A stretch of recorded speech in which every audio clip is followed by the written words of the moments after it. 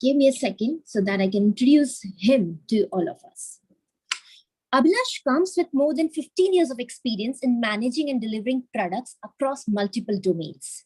In his last assignment, he was an offshore product manager for US-based business-to-business product. He has recently been moved to Manchester and is now looking for new opportunities in product space.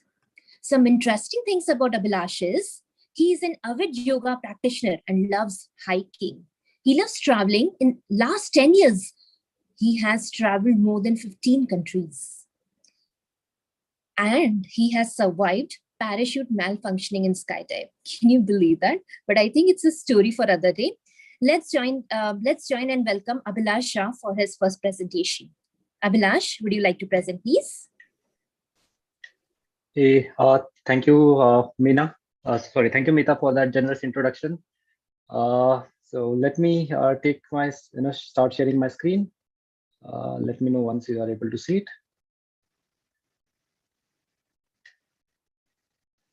And please do let me know if you are able to see it in presentation mode. Yes, Abhilash. All right, thank you.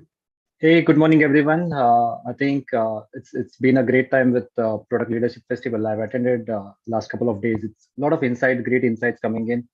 And I hope today's session will also help you taking some or would be really helpful for you in terms of when it comes to analyzing the competition. Right. So today I'm going to talk about managing the product versus managing the competition. We fairly understand, what it is when it comes to managing the product, right?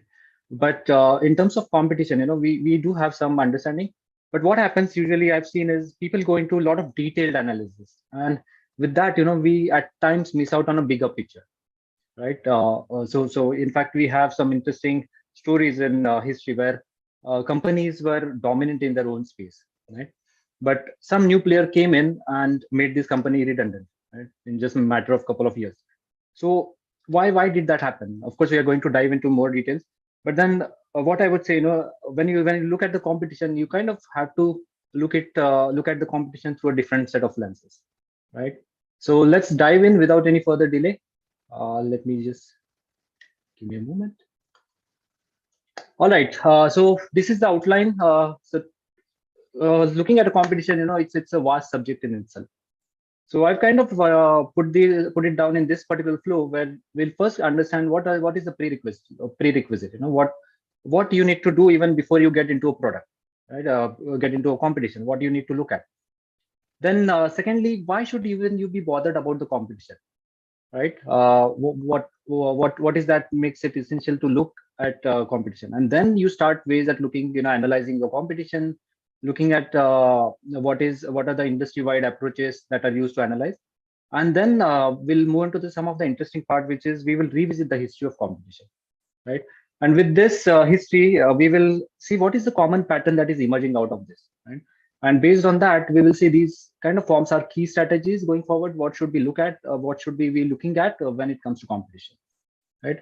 And at the end, I'll also put out some list of tools which might help you to analyze competition, which are of course used in the industry. So that's the outline. With that, let's get started, right? So prerequisite before you actually start looking into competition, what is that you should be already doing, right? First and foremost is creating a value for your customer, right? Unless and until your product is able to create that value for your customer, you shouldn't be really looking at competition. Your product should be precisely delivering the value or solving the pains of your customer. Second, I assume you should have already found some level of product market fit. What that means is you have your early adopters or innovator users, and then from that's where you start looking at now how do I scale my product. That's where you start also looking towards the competition. How do I create my own bigger space, right? Third and very important part, right? This is one of the key in product management is about the insights that you get from your customer support and your design partners. A lot of great insights you can get from your customer support because where are your user dropouts are happening, or where is your user pain, right? All this thing, in fact, the friction where user is experiencing the friction in your product. So I think you got to get your house in order before you start looking outside, right? So these are the three important things that you should be doing as a product manager before even you start looking into a detailed competition landscape and then trying to make your own space, right? So that's onto the product. All right. So as it says, one does not simply beat the competition, right? You cannot just simply jump into competition and you will come out as a winner. There are ways to look at it, and we will of course dive into it now, right? So first of all, why competition? Why should you even be bothered about it, right? So here I would like to put out some poll for you guys, where I would like to understand your thoughts about the competition. So if you can take few seconds and please, select whatever you think is relevant for you.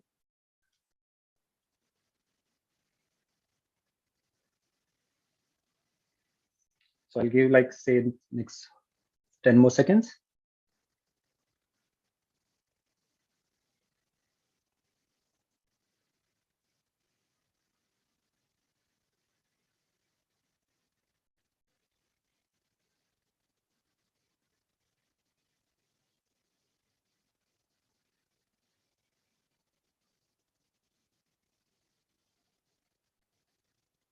Okay, yeah, I'm seeing some great responses.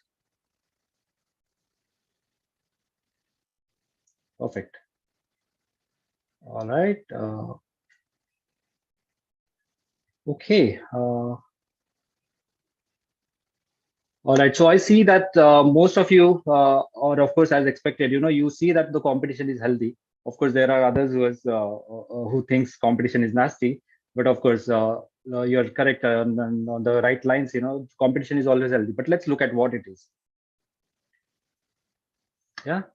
So two parts to it: bad, of course, and good. Right. So what is bad? It can really wipe you out from the market. Right. That's the worst thing that can happen with the competition if you are into the competition. But there are so many goods. What makes a competition healthy is, first, it gives you category membership. So understand this thing, right? That if you have a product and you want to get out in a market, because there is a category already out there, you don't have to educate your users about what category it is, right? And they know fairly well about the category. It's just that you stand out from that category, or the kind of value that you provide. But you don't have to spend your time or efforts or even your expenses or cost on educating your users. Further, competition also helps you refine your value proposition further down the line. So it will make you think, what is that my product is offering different? And then of course, with competition, you kind of your team has to keep continuously innovating, and with that, of course, you have achieve some good level of improved efficiency, right? So that's a good part. That's what I would say, in terms of competition. But understand one thing, at the end of the day, it is the customer who is the winner. So whether now it's not question whether you like it now or whether you think it's good or bad, customer is going to be the winner, and hence, competition is inevitable, right? At some point of time, you're going to face the competition, and then it's now more about how do you look at the competition. So let's dive into detail now. So analyzing your competition, right? So how do you analyze? So there are a couple of industry-wide used for frameworks and methodologies. So I'll quickly touch base upon few of those, right? So first is using competition battle card. So essentially what you do here is take your competitor's product, put it out on a template, and put their strengths, weaknesses, and then all of this, all their positioning, your positioning, and based on that, some interesting facts come out, and then you're easily able to put your thoughts on how do you win the competition. Right? This is a very precise template. Because it's precise, you got to really think hard about what you want to put here, and then you do enough research, and then get to a place where how do you win that battle.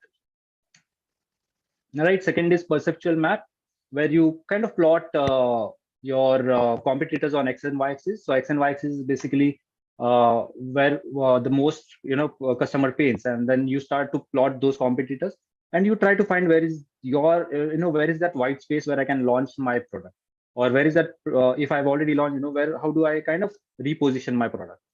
So in this case, Mountain Dew, Diet Mountain Dew was trying to get into this space, and it was easily able to find this white space and was able to successfully get into the competition. Right. Now, lastly, I'll talk about the feature parity. Right. This is one of the very common thing done across industries. as a product manager, you kind of try to compare your feature set with your competitors' feature set. So example, what might happen is the customer comes to you and say, hey, there's this two features in the competitor's product when I'm getting it on my product, right? Our product. So you get to your team, plan it out, and 2 months down the line, that feature is out. So you also kind of check those two check boxes. Same thing happens with the competition. You release some new feature, quarter down the line, you have that particular feature with the competitor. Now at the end, this becomes a game of just getting those tick right. But it's essential you do it, but it's not that something you should be really focusing on, because at the end, when it becomes just this play of check boxes, you're not really sure whether you're solving the customer pain. You're just looking at the competitor, what competitor is doing, let me do it quickly, right? So it's very important that you look through the competitor lens, of course, but it's very important you look through a customer lens. What is customer experiencing? What are the pains the customer is experiencing, right? So these are quick, ways to analyze competition. Of course, I'll be recommending a set of tools at the end of this presentation. Let's dive into more interesting part of it. So I would like you to take you to the competition, history of competition. All right. So history of competition battles. So we'll take few cases. Interestingly, some of the companies made their own space. Some of them made or had to file a bankruptcy. So let's see what happened. Yeah, first I'll talk about the web conferencing solution, right? 1995, Cisco WebEx was launched, fairly successful in its business category. Skype for business also, 2003. It was able to make a good inroads, right? 2011, Zoom came in, right? So initially it was still it was still in its nascent phase and trying to make inroads. Something happened 2019, right? Pandemic struck, and Skype and Cisco are almost reduced to that the market share is drastically reduced, and Zoom has able to turn out or come out as a leader. So what happened here, right? 2019, like you see, graph completely climbing up and up. So few things that Zoom really did well. First, it really went into competitors' product and did its own analysis about what is the user experience and the friction that they are having to go through. So let's say if I'm using a Cisco WebEx or even a Skype, simple sharing my screen, putting my comment, or even raising some polls like this, right? It's a big pain. You don't want to probably use that product. So Zoom did this careful analysis. Secondly, it was also clearly on top of the market trends and the technology landscape. So even when pandemic struck, it was able to quickly use that to its own benefit. And third, it was very swift and agile, because it was quite agile. It was able to quickly adopt those changing trends. Skype and Cisco were already in a great position. They could have done that, but they were not agile in terms of how do I improve user experience, what is market demanding. So that's where Zoom was able to make a great inroads. Okay, this one is interesting one again. Fall of Nokia. So as most of you know, right, it's a great story that started in 1865. It was long established back in that time. First consumer phone they launched in 1992, and then eventually you have mobile market getting dominated around 2000. 2004, interesting time. People were now starting to use PCs and internet was on rise. On 2007, Nokia was still dominating the market place. It was holding more than 50% of market share of the mobile businesses. 2007, Apple launched iPhone, and what happened. Rest is the history. 80% crash. Not in fact, not until 2018. It was until 2012 where Nokia was on the verge of filing a bankruptcy when Microsoft bought it. Right. So some great learnings from this particular case study. First is Nokia completely failed at understanding the user behavior and needs. Now, user had evolved and they were looking to put the have their PCs in the pocket, right? Because the PCs had become so affordable and they were used to it. They were looking actually to have some PC like thing, where they can easily carry and use. Secondly, it completely missed out at looking at indirect competitors. So I'll come about what is indirect competitor in the later case.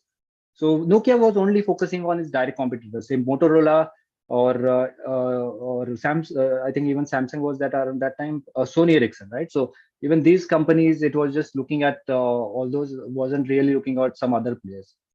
And of course, it wasn't agile because again, if it would have been more agile, if when the market turned around, it would have been swift enough to get into and made those changes fairly easily. But it got with Microsoft, which turned out to be another bad decision, and that's the terrible end to the Nokia. Very very interesting one, rise of Netflix, right? So I hope most of you must be knowing what is the who was the competitor of Netflix, right? A Blockbuster. So Blockbuster and Netflix originally were into this business of renting out the DVDs, right? So let's look at the timeline. What happened? Yeah, 1997, movie Twister got first officially released as a DVD, commercial DVD, and then same year Netflix got launched. 2007, Netflix took some interesting steps. They first time got into a streaming service and also changed their subscription model into pricing model into subscription based services, right? 2010, yeah, Blockbuster couldn't keep up with these changing trends and with Netflix and had to file for bankruptcy. 2013, another great move by Netflix. It now entered into exclusive content, right? It bought House of Cards for 100 million, right? Huge amount, and that's where now even rest of the other streaming services like Amazon Prime and everyone is copying it. But yeah, Netflix was first in its category again. 2010, now that's what can be a height of any competition. Netflix released a documentary saying the last blockbuster, right, to celebrate the demise of Blockbuster. Okay, so that's onto Netflix. But now let's understand what Netflix did differently. First, it carefully studied the user behavior, right? So it knew that the user is evolving. They don't want to anymore rent out. They want to have their content all the time with them. They don't want to rent out. Their watching habits are changing. Second, it adopted a latest technology trend. In fact, it was first to get into streaming with onto multiple clouds. In fact, it was using Amazon Web Services as well as Microsoft Azure, right? Also, very important, and that's where I wanted to talk about the indirect competition. So Netflix, as a company, what they have is they don't look at only their direct competitors. So what is my competitor is offering, what do I offer? They look at the indirect competition. And when I say indirect competition, it means what people do otherwise. If they are not watching Netflix, what do they do, right? So after unwinding from their stressful day, what they go out for a party. So party is their competition, right? Meeting friends. So how do you channelize your product in a way that you are able to make that space? So in fact, the CEO of Netflix, Reed Hastings, goes on to saying that we are competing with drinking a bottle of a wine, right? So that's how far they go in understanding the competition. So it's very crucial that you understand who are your indirect competitors. Next interesting one, life of the messengers, right? Most of you, I believe, have fairly used some of these or all of these. I've used actually all of these: Yahoo Messenger, MSN, then Skype, and then Gtalk. But to 2009, right? WhatsApp came in. The rest of the messengers are almost on the verge of extinction. Some of them might have already gone now. But yeah, WhatsApp has clearly emerged as a great winner and has taken a whole lot of market share from the existing dominating players. So what happened here, right? So let's understand. Other messengers, right? So if you had to use, say, example, Yahoo Messenger at that point of time, what you had to do, you had to install Messenger, sign up with unique username. Now, if your name is, say, Ravi Kumar, you're going to have a crazy time finding a right unique username, right? And then you have to authenticate, of course, and then search for the username. Again, that's another pain. Even if you know your friend's name, it's not going to be easy for you to find that unique username. Then you have to send that request, wait for the user to accept it, and then lastly, again, wait for user to be online. Then you start messaging. 8 different steps you have to do, right? What did WhatsApp do? Boom, 4 steps. Just cleared all the user friction point, and most importantly, the entry into your messenger. You don't have to create your unique username. You don't have to find any unique username. Removed all of those initial barriers, right? So that's the way WhatsApp was able to make it so quickly. Like I said, removed the most user friction points. It understood how many steps it takes for any user to just start first messaging. Second, it just removed the initial barrier to the entry. Right? This is very important. So as a product manager, you might want to look at this. So WhatsApp was able to scale up pretty quickly with its zero barrier to the entry. All right, so some good case studies now that we have looked at. Let's understand what are the common patterns that turn out or that forms our key strategies in when you look at the competition. First, foremost, market forces and technology trend, right? You got to understand what are the market forces, what is the technology, latest technology trends coming out, and got to have a good eye on this. Second, crucial one is again user behavior. The users are going to change. Their behavior is going to change. So, in fact, if you have seen Social Dilemma, you'll understand. The users' attention span has come down. There's a lot of information. Users are not willing to wait. They want instant information. So all these things. How do you cater to all of this? Right. These are the kind of points where you should be looking at. Third, it's very important for your teams to or companies to stay lean and also be agile at the same time. So, say example, this pandemic came out, right? Once in a century event. So, how do you turn immediately? How do you kind of adopt to this changing trend and be change your product altogether in terms of how do you focus in particular and stand out as a winner, right? And fourth, like I just mentioned, very important. Take this that look at your product. Is there any barrier to the entry? Are there any friction point? Very important. So start looking to this, and I think with that, that will really help you make some good inroads. If there is any if there is any barrier for the entry, you should be really looking at this. And fifth, very important, like we just discussed in case of Netflix, don't just look at your direct competitors and try to match feature by feature. Look at who are your indirect competitors and then try to see what is that offering that you can make in your product, which might help you get the users onboarded with your product. Right now, if these are like 5 key strategies that I have to use, what is the mindset as a product manager I should have? Right, what is the thought process I should have so that I can really start thinking about this every time I want to make an improvement in my product, right? So I would say it's a 10x mindset, of course, fairly common term these days, but just for sake of understanding, 10x is looking at your product and thinking how can I improve my product 10 times, not 10%, say, for example, right? So if you are a product manager and your user base is 5 million, how do you take it to 50 million, right? That's the thought process you might want to get into, so that then you really start looking at market forces, user behavior, zero barrier, indirect competition, and of course you want to be agile as part of for your team, right? So 10x mindset. So let's quickly, I thought of taking some quick example how companies were able to use this 10x mindset. This is a Seiko watch, right? Digital watch. So mechanical watches has been there out. Hey, Abhilash, sorry to interrupt. Just quick time check. Is it possible for you to wrap up in next 2 minutes, please? I know it's very interesting conversation. Sure. All right. Yeah, thanks. I'll do that. Yeah. So Seiko watches, it was battery operated watch, and then we had these mechanical watches around for ages, and then Seiko came out with this battery watch and was able to make this 10x leap completely. Gmail, right? So email space was already inundated with so many email providers. Gmail just got into the space by offering 1 GB of free storage, right? Some unique way of getting into the space.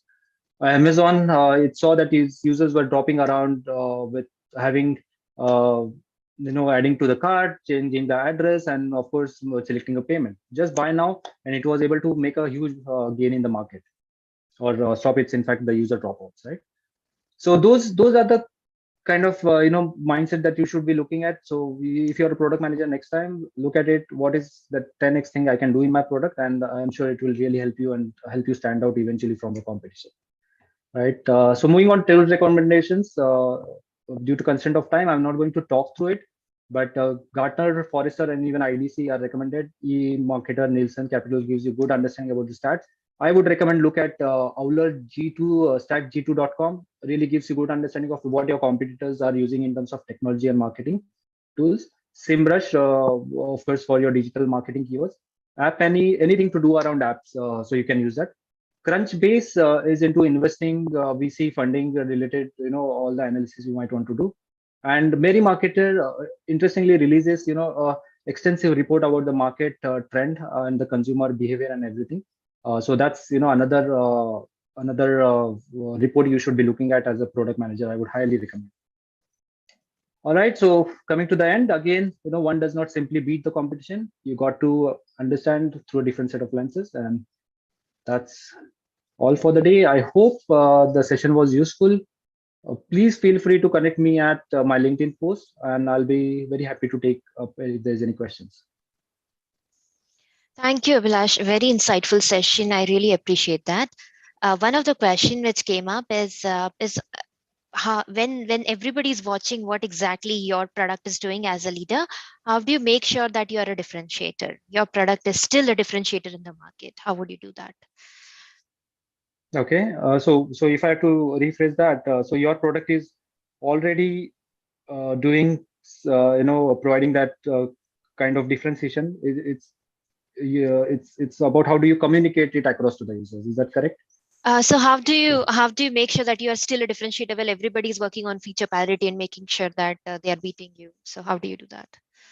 Right. So first thing is, of course, you got to continuously, as a if you want to stand out as a leader in this crowd, competitors are always going to copy this feature by feature set, and it is always going to be this game of, like I said, copying. But if you keep on continuously thinking about this 10x, what can I do about in my product? Every time you think about and come up with something new, so you are going to create that unique image in customers' mind, right? So example, Amazon, right? Amazon keeps on coming up with so many innovative things in its own pace that it has created its own image. It's not going to always copy. Of course, there are times where you might see something from competitor, but if you have this mindset of 10x and try to continuously innovate and find the new ways to create your own space, your consumers or the customers are going to perceive you as a leader in that space, right? So I would encourage, that's the way to go about, and I hope that answers. Yeah. Thank you so much, Abhilash. I would like to really appreciate your you spending time with us and sharing amazing insights. Really appreciate your effort. Thank you so much, Mehta, and thank you all for joining in. I hope it was helpful, and I hope you'll have a great time in the upcoming sessions. Thank you so much. Thank you.